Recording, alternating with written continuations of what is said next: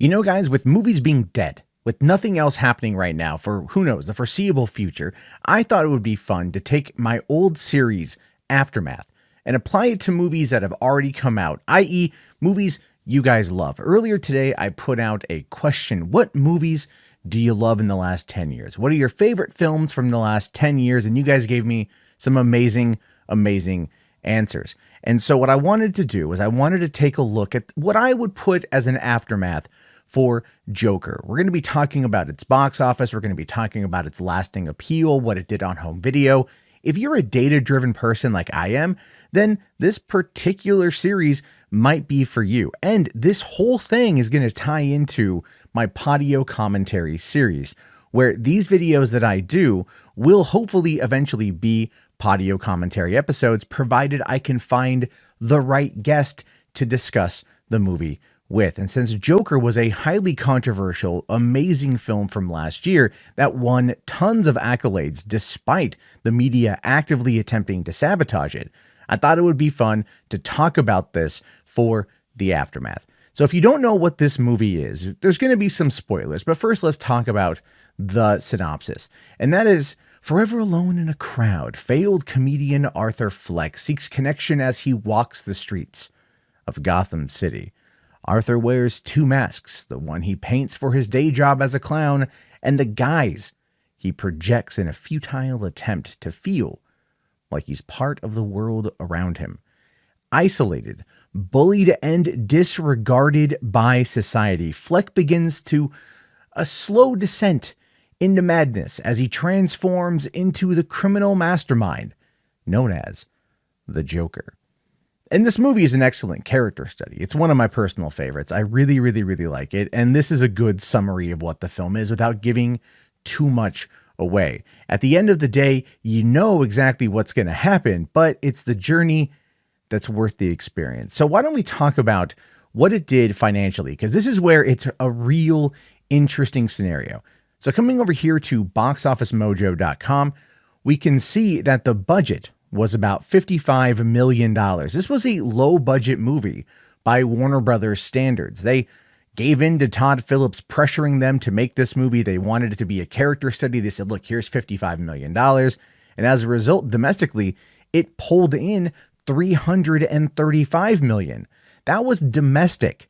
I don't think we're going to see a movie pull that in for the next couple years, to be honest with you. And not only that, but internationally, it grossed over $1.074 billion. Over $1 billion for a $55 million budgeted character study about Batman's arch nemesis without Batman really in the movie. Like, it's insane to think that this is a world we live in, that Joker did as well as it did, which is, it's such an amazing thing to see witnessed, because so many people absolutely came out to watch this thing and to enjoy this thing. And it's just insane. Even the cinema score puts it at a B+, which is not maybe the most amazing thing on the planet, especially if you look at cinema score numbers, but it's not too shabby either. Part of the reason I believe this has only a B+ cinema score is because of the controversy that surrounded the film at the time. A lot of people went to go see it thinking that maybe something was going to happen, or worried that something was going to happen, or maybe they went in expecting it to be something that it wasn't. This is a character study. This is not a absolute violent tour de force. There is violence in the movie, obviously, but it's a lot deeper in its meaning. It's a lot deeper in its themes. It's a lot deeper in the way that it portrays itself. And it's one of those ones that when I think back on it now, almost a year later, I'm like, yeah, no, it's a truly amazing movie. And I think a B+ is one that would increase now if those people could be re-interviewed, but we'll have to wait and see. Rotten Tomatoes, though, is where things get a little bit dicey, so to speak. So the general critical consensus here is that Joker gives this infamous central character a chillingly plausible origin story that serves as a brilliant showcase for its star and a dark evolution for comics-inspired cinema. But it only has a 69%, arguably something that should, in my opinion, be considered certified fresh. but it's not. And that's because it was attacked by a lot of the critics that were on Rotten Tomatoes. The audience score, on the other hand, at 66,000, gives it a walloping 88%, which kind of does tie into a bit of the cinema score if you're looking at it from that kind of grading technique. But really, it's the critics that I think had the biggest problem. But looking over here for just a small little segment of this, what we have is Joaquin Phoenix in another standout performance by Ben Sachs from Chicago Reader. Rex Reed here says, a movie that borders on genius repellent, dark, terrifying, disgusting, brilliant, and unforgettable, which I think is a very apt way to describe this movie. Matthew Lacona from San Diego Reader says, if there's a meaningful difference between performing and acting, Joaquin Phoenix surely exemplifies the former here, creepily contorting as a crown prince of crime, or the clown prince of crime, in Todd Phillips' timely, toxic take on the making of a murdering madman. But only giving it a 2 out of 5. But he is at that point able to assign the fresher rotten rating. However, Matthew Rosa from Salon, not a fan, says, while it succeeds in aping the superficial aspects of Martin Scorsese's style, Joker lacks the intelligence or gravitas of Scorsese's best work. But I think that's also my personal take on that, is that it's a little bit of a kind of a, that's, I mean, it's Todd Phillips. It's not Martin Scorsese. Yeah, sure. It's inspired by the King of Comedy and inspired by Taxi Driver. And at one point, Scorsese was a producer on the movie, but still, I don't think you can sit there and make those comparisons. I don't think it's a fair comparison to make. But Richard Brody from The New Yorker says, a movie of a cynicism so vast and pervasive as to render the viewing experience even emptier than its slapdash aesthetic does. And I really want to know what the slapdash aesthetic is. Now, granted, these are just snippets. The idea here is to get you to go and read their reviews to understand what they mean. I don't want to give them the time of day, but based upon those snippets, at least of the negative reviews, nothing about that is going to make me want to click on it in order to learn more. They tell me everything I need to know. I've already seen the movie. I know both of those are generally full of crap.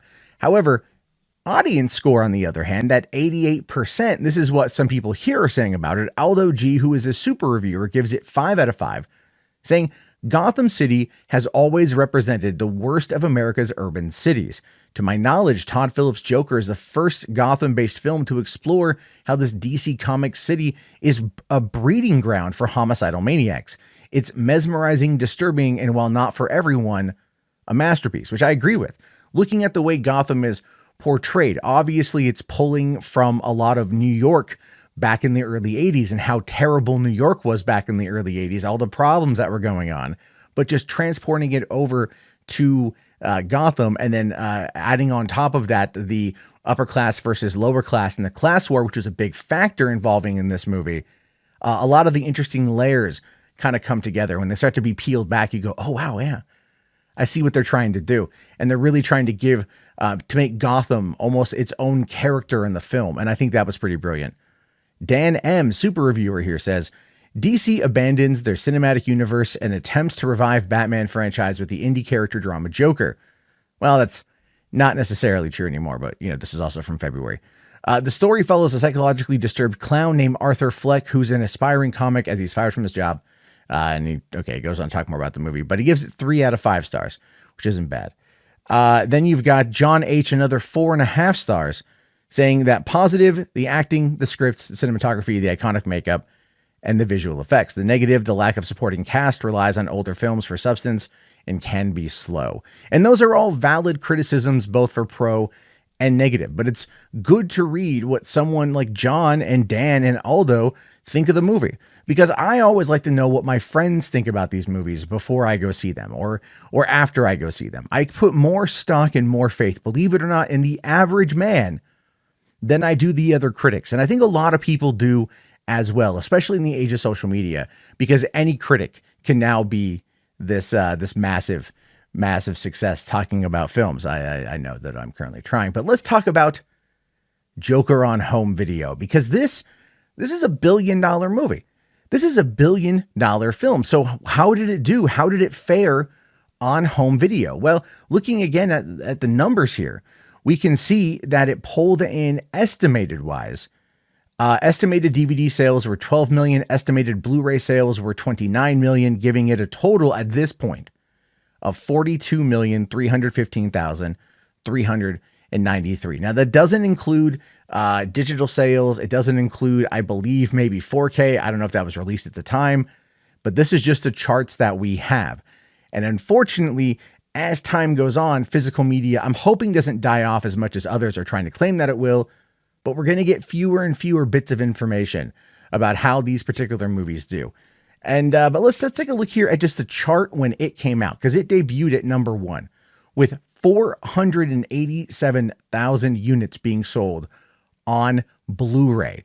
The number 2 competitor at that point, which was the number 1 the week before, was Rambo: Last Blood, and that one sold only 33,000 copies that week, with The Lighthouse coming in right underneath it, nipping at its heels at 33,376, with Once Upon a Time in Hollywood right there. So we can see, looking at this number, that it's the big movie of the week is what pushes those sales. Because come back and take a look at this for the next week, when you had Maleficent: Mistress of Evil be number 1 with 308,000 Blu-ray sales, when Joker dropped down to 163,000, but Gemini Man also came out that week and only did 92,000 Blu-ray sales. So it's really like insane when you think about how this movie did in its first 2 weeks. It cleared over 600,000 copies sold, and I would assume at some point it probably ended up doing pretty well to bring in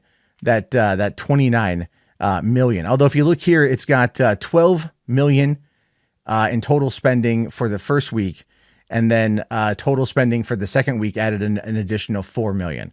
So home video sales do well. They bring in a lot of that back end money, but they're not going to do as well as box office. But given the $55 million box office, all the free press in regards to the controversy, when we talk about the lasting appeal of Ghostbusters, which is the final segment of this particular series, the lasting appeal of Ghostbusters of Joker, it's one of those things where this movie was so lambasted, so treated terribly by the media, that you had people on the dark web fearful of shootings and rumors of shootings taking place. You had actual film critics like Peter Sciretta from Slash Film coming out and making the claim that this is a movie that people shouldn't see because it could potentially make you violent. You had a lot of issues like this across the board.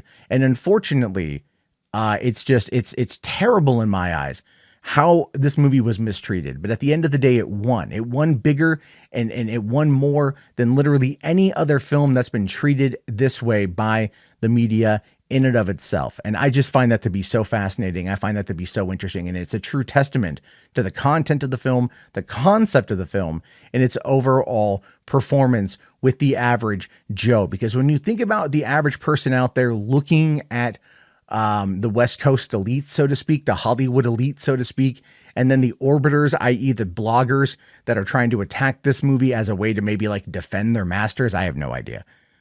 We start to see that disconnect. And when you have the average person comes out and says, this was something that I love, this spoke to me, and they went back and saw it enough times to put it over the $1 billion mark, goes to show you that maybe character-driven movies in Hollywood can actually stand a chance. And a lot of the big budget tentpoles can maybe take a bit of a back seat. But unfortunately, with COVID and the way things have been since then, this feels like an experiment more than what could be considered a beginning of a new normal. But we'll have to wait and see. So then my question becomes to you. What did you think of Joker? Do you think that lived up to the hype? Do you think it was worth the 1.04 or 74 billion? What about the home video sales? Do you think that comes across as a bit low because of the overall profits in the theaters? And what do you think about its lasting appeal? What about it speaks to you, if anything at all? I really want to hear your comments on this one. If you guys like this series, looking back at older movies, please let me know. I'm really looking for new things to try on this channel that's not just regurgitating the daily news. And I like just talking about stuff from a data-driven perspective. So I want to hear your thoughts on this. All right, everyone, I'll talk to you later. Have yourself a great day. Thank you again for watching. Please subscribe, please like, please comment, and peace out.